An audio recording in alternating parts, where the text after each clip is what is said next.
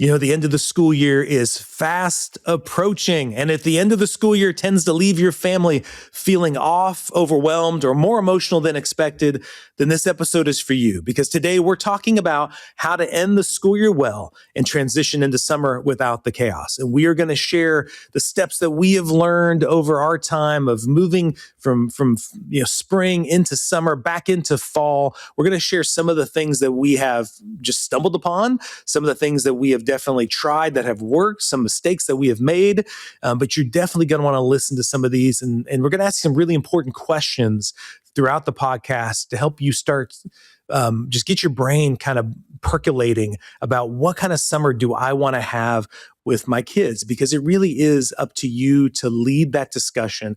And I guarantee you, your kids want to have it because they want to create a summer that is going to be very meaningful and wonderful as a family. So take a moment to get ready to start thinking about those summer plans. I'm sure you've been thinking about them for quite some time now, but we're going to help you along that way. If you haven't already, please take a moment to stop and rate and review the podcast. Always love to hear back about how we're helping your family and other families, and share this with other families that are getting ready for summer, and you're like, yeah, I really want to start having this conversation with other parents about this. And so please share this with them. We would greatly appreciate it. If you ever need help on your parenting journey and you are like, man, I really wish I had somebody to come alongside me, reach out to me at Kyle@artofraisinghumans.com, and we can talk about what parent coaching your family would look like. So look forward to you learning a lot in this episode, and get ready to sit back and enjoy. Welcome to the Art of Raising Humans. The Art of Raising Humans is a podcast designed to support, equip, and encourage parents on how to create long-lasting, deeply connected relationships with their kids that's free from fear and shame. Come join us on the journey.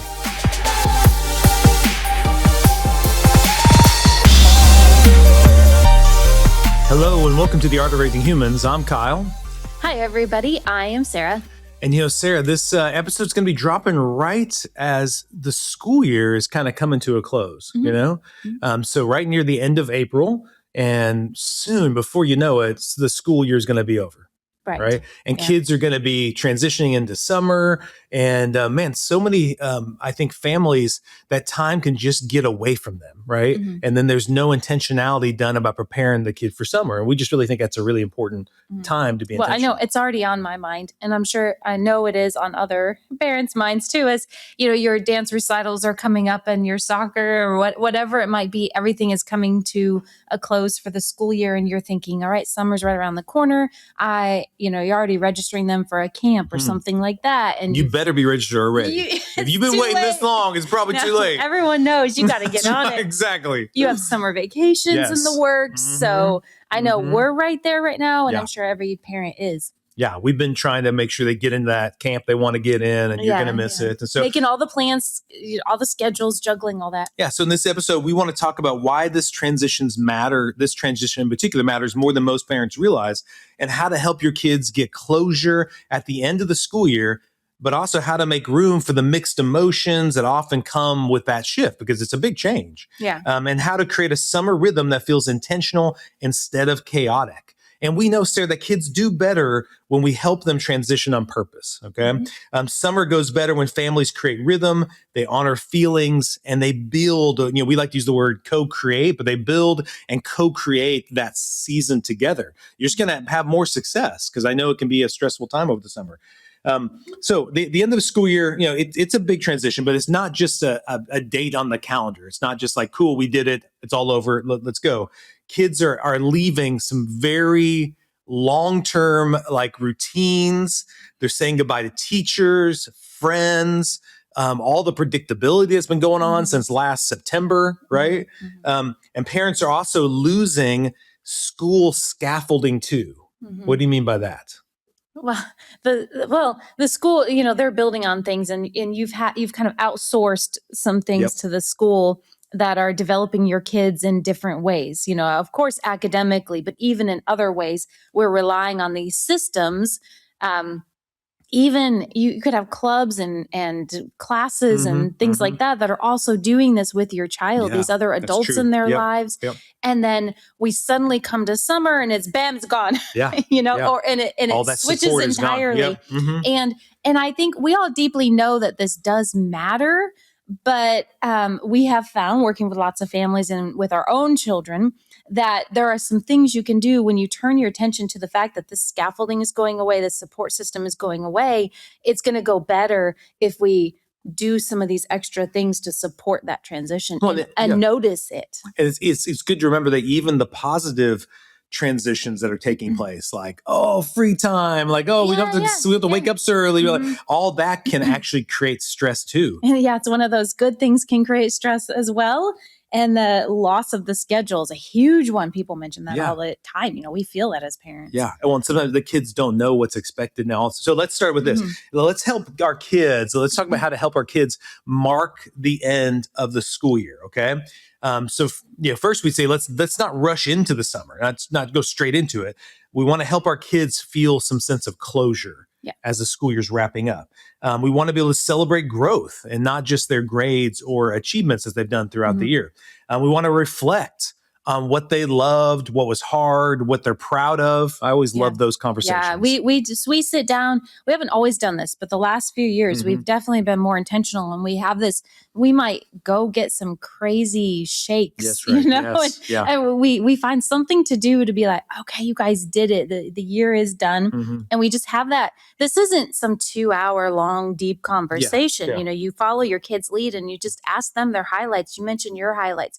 You reflect back. Because if we have a job change, whatever happens in our lives, it helps us to have that intentional transition to look back and look forward, have those moments. And so it's just sitting down intentionally with your child and doing that too, and talking about each piece and what stood out and noticing those things in your child's life. And it helps their brain go, okay, something's shifting here. And we can properly give that. There might be a piece of grief of, I'm going to miss my friends moving. This was it with that. Or I love that teacher. And it's highlighting the grief, the joy, the nerves, what's coming next. There's all these feelings that can be rolling around in your child and they don't know it. Yeah. Well, I'm even thinking as you're saying that, I'm thinking of this is what like sports teams do at the end of a season. You don't just, whether you won that season or you eventually lost, you still want to have some kind of wrap up with the team about where we grew, where we're going. You don't want just everybody just going home after that. Yeah, right? just like, bye. Yeah, it's just like, hey, that was a great season. See you guys. That end of the year party, Yes. That's right. Even like they do that with cast parties. They do a big play. They look back at the big moments and you get to reflect. Like a big part of what we're always talking about is helping our kids strengthen their prefrontal cortex.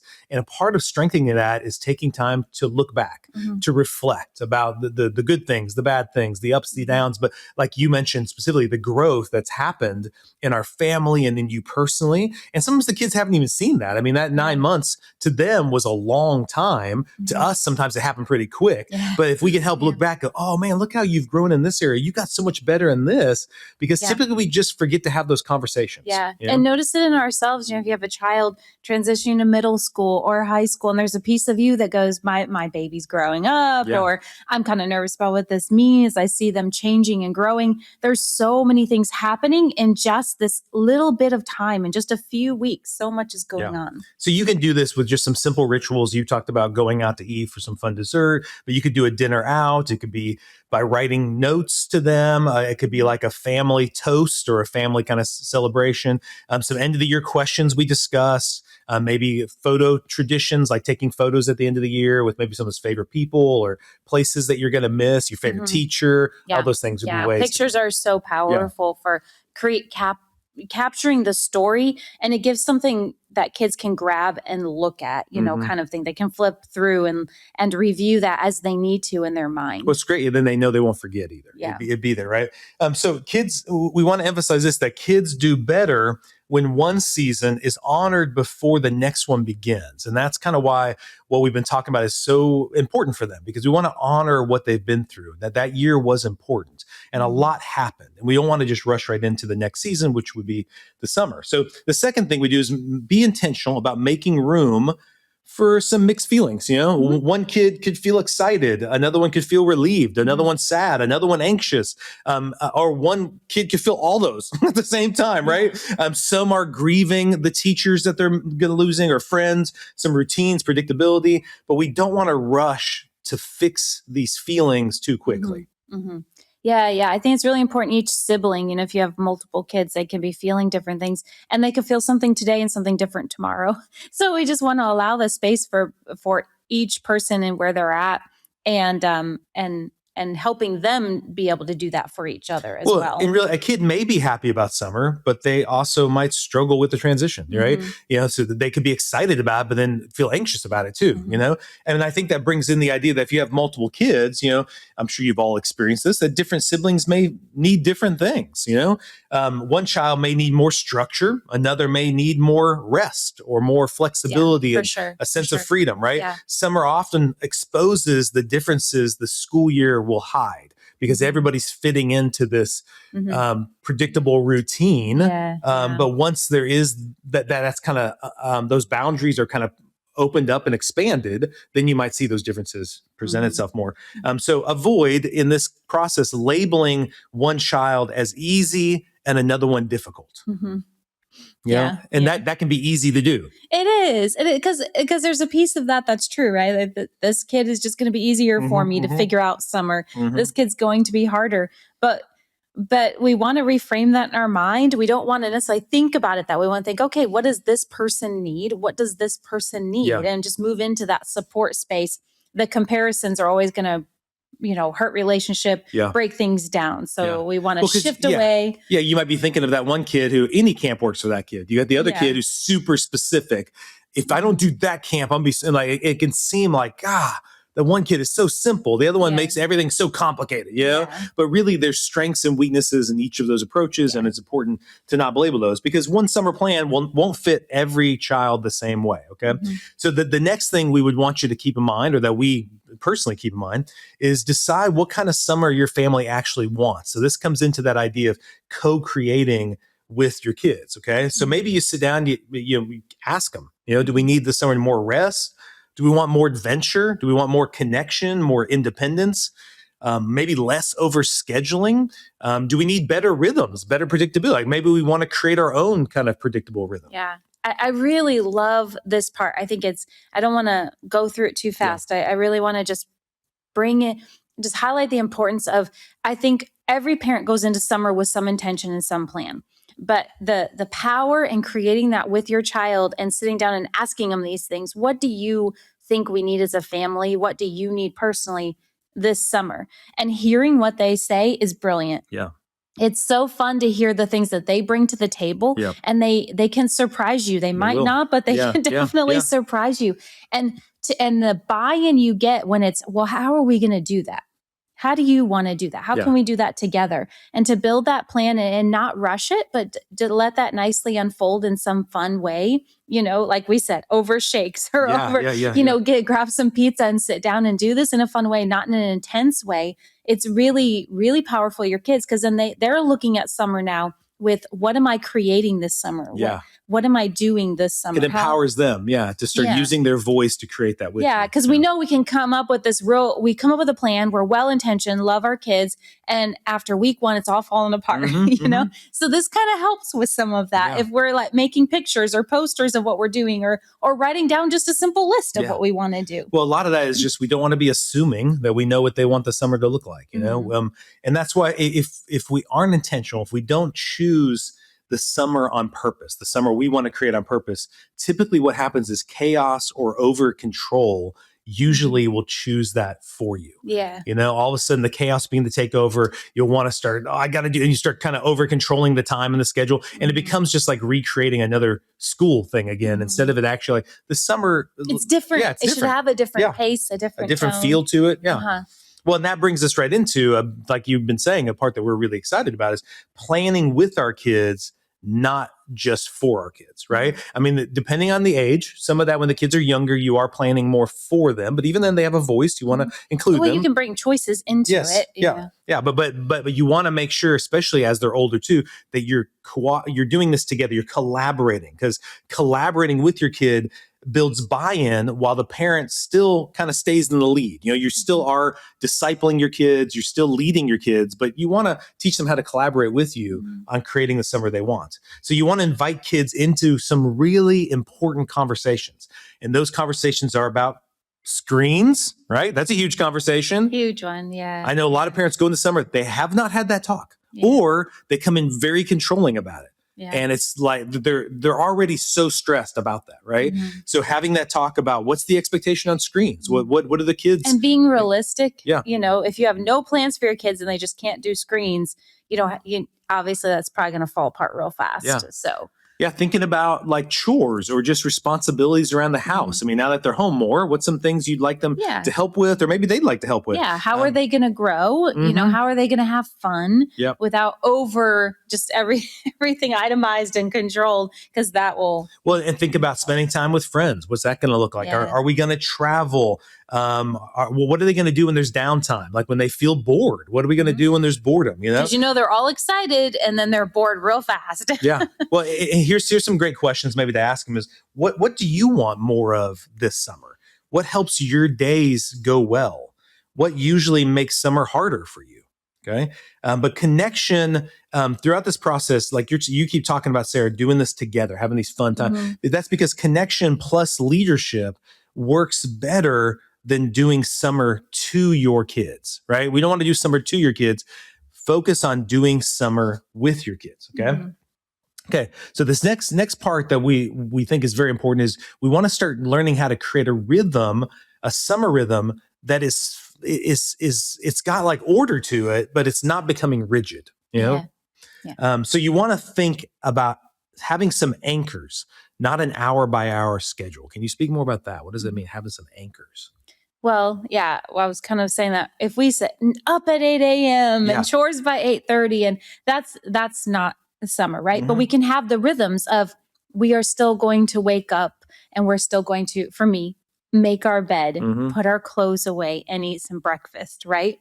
So that will be a little more relaxed. It won't be so rigid when we've got to be somewhere and get to school or, things like that. But those rhythms are still going to be there. We're going to have these rhythms of cleaning or chores or taking care of things, responsibilities, but then the rhythms of fun and intentional connection and not just hoping those things happen, but having those things built in. Well, even like I'm thinking going to sleep at a certain time, right? Having that rhythm of, are we still doing the nighttime routine? What time is What's that time? And we're all agreeing as a family. Are there days that Saturday night's a late night? Yeah. But then the other days, this is and having some, not just losing all your boundaries and all your things that you had before, all the habits that you had, and letting those entirely There could go. be expectations too about having some reading time or doing some, making sure those responsibilities or chores are done before there's any screens, having still predictable meals, having like we said, a bedtime or even just a weekly family check-in. I know we've really been enjoying on our Sunday evenings, having a time where we make dinner together as a family and then discuss kind of how the previous week went, what was the week coming, and kind of have that there. You still do that even though you don't have this busy school schedule. We still check in, and we might do it at the pool. Yeah, that's true. Yeah. But the goal is just have enough rhythm for everyone to have this predictability about how to function, what the expectations are. But we don't want it to be rigid and like set in stone. I mean, it's summer. So let's move it, have a little more flexibility on, which is that's the joy of it. So now let's talk about how we prepare for like some big summer trouble spots, like things that might be particularly conflictual. So you'd be thinking about screen battles, right? There could be some issues about screens, how much kids want to be on them or are on them. So we want to be able to have those conversations before the summer. Some sibling conflict, maybe if you're expecting that to be an issue, like I mentioned before, boredom would be an issue. You'd want to be thinking, what are we going to do there? Talking about the bedtime getting all messed up, and then how there's maybe stand up later and sleeping in longer. And that can be a real conflict. First we're excited that we don't have to do the bedtime thing, but then next thing you know, kids are pushing it and they're up later and later. They're dysregulated. Their bodies are out of rhythm. They're sleeping in later and then they don't want to get up and clean. So keeping some of this stuff, it's so helpful for making the summer smoother if we just don't let it all go. Just having some of these things, them instantly in your head. Okay, they're not used to being around each other. Now they're going to be around each other every day. They're used to being in class or whatever the situation is. and just knowing the things you want to set up, those kind of boundaries within that flexibility, knowing this stuff is coming and we don't want to just let it go wherever it wants to go. Yeah. And I'm also thinking want to lead it. Yeah. Parents might be working at home or that might be a new conflict where maybe the parents are stressed about how are we going to figure that out. The kids are home now and the kids aren't at a camp, or I'm needing to still work, or even transitions in and out of camps or in and out of those activities. Cause that's a lot. I mean, dude, we live in Oklahoma and it can get really hot. So like, I know kids here sometimes are going to camp all day and they're outside a lot of the day and they're really, really hot. And so they're grumpy. exhausted. Yes, they're exhausted emotionally and physically. And it takes them days to really recover from that. So, I try in my head, think, okay, we're going to have the fun at this camp. But then I know afterwards we're going to need some recovery time. Or I'm thinking if they've never done that camp, all types of new social conflicts that arise with how are those teachers there? Or how are those Each other camp kids? Is structured there might be some kid that's kind of a bully or something. It might be, so hard for the kid to know. They're kind of, some can be so anxious going to it because they don't know. But there could also be trips that you're going on, how to get ready for those, going to see grandparents, or if the kids are in childcare over the summer. But we know that summer will go better when we think ahead instead of reacting to these problems. So we obviously didn't mention everything, but there's some that you're probably thinking right now. Missed. Exactly. Tell us what about this one? I really am worried about that. But the first one I think I want to hit, Sarah, is one that I hear a lot from parents and kids that cause a lot of problems is the subject of boredom. So how do we talk about boredom in a healthier way? One thing to keep in mind is boredom is not an emergency. So I know the kid might think it is, but boredom isn't. You don't need to like jump in quickly and make sure they're not bored. It's often the space that happens before creativity, rest, or even the kid taking initiative to go do something on their own. And some kids may need a little help getting started, but parents do not need to become cruise directors where we have seen that happen. Where parents have, here's your stack of 50 things to do. We've not been on a cruise, but we've heard about this, right? Where like you have all this list of things to do. And it's like the parents have tried everything they can to make sure the kids are not bored because they think boredom is going to lead to all of these other big problems that we talked about. Right. And there's lots out there on boredom. I would think I see all kinds of things on how good boredom is. Yep. So this is just your friendly reminder that boredom is great. And it's okay to allow space to know this afternoon's going to be quiet and possibly boring. Yes. And let your child wrestle with that because good things are going to happen in their brain as they do. Well, and I think I'm thinking of when it comes to boredom, I really want our kids to have boredom tolerance, the ability to tolerate the boredom.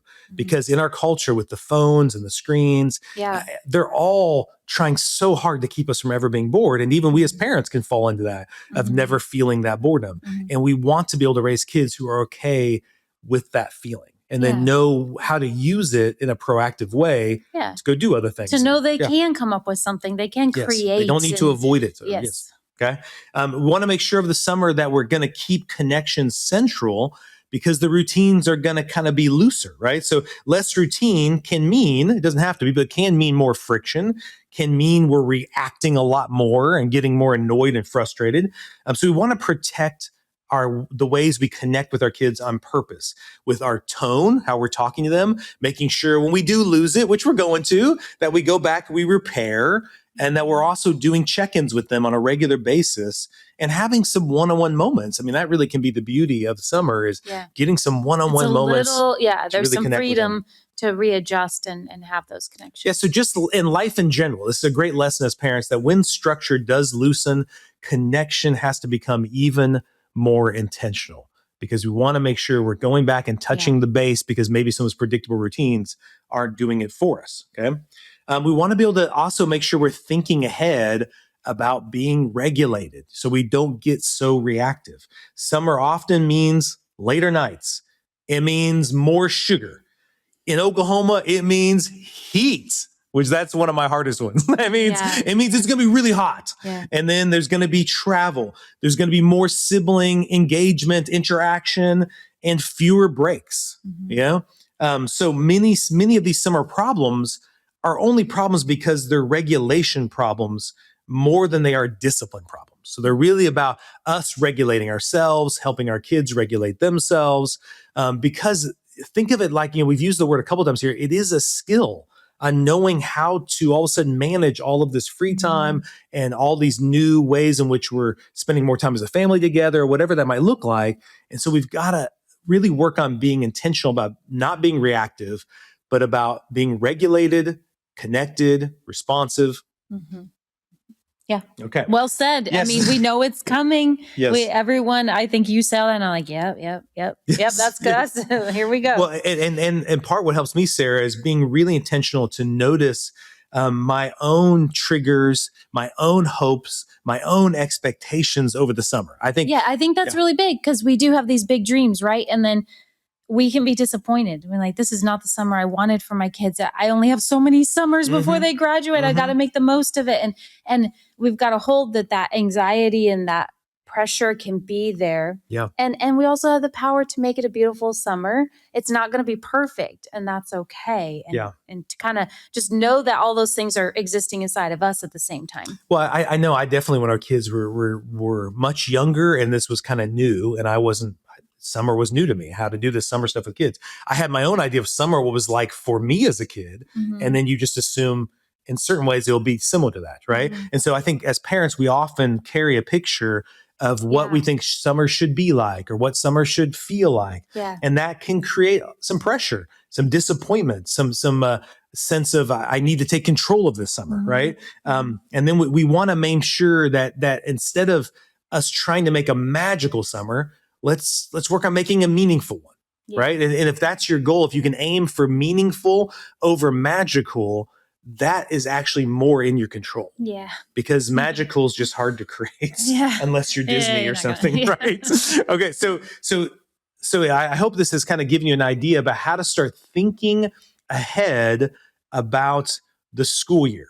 And then you're going to be thinking ahead about like how we're going to approach this in an intentional way, not so we can win the summer, but so we can make it a time where we grow together as a family and we grow closer to our kids. So we don't want to let summer become a total free fall.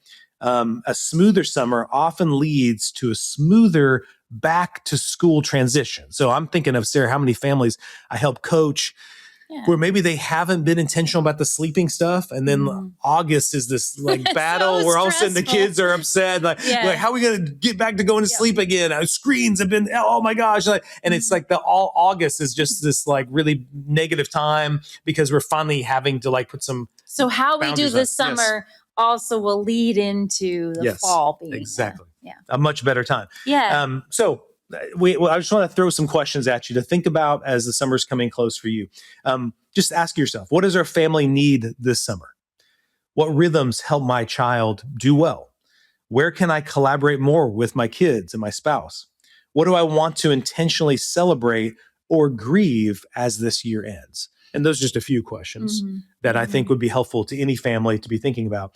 And you don't need a perfect summer plan. That's not what we're trying to create here. Yeah, we won't have one. But we do want to have an intentional start to the summer. Yeah. And I think we wanted this episode to drop for you near the end of April, because we know school for some will be ending early May to mid-May. And this would give you a few weeks to start brainstorming that if you haven't already. And we'd love to hear what you do. If you have intentional things you do that you think make your summer amazing and magical and meaningful. It's just even one little thing that helps that you found. Send it our way. We'd love to hear it. Share you can email me at kyle@artofraisinghumans.com, and we'd love to share it with our community as well and the other podcast listeners. So we want to thank you so much for taking time to listen to this.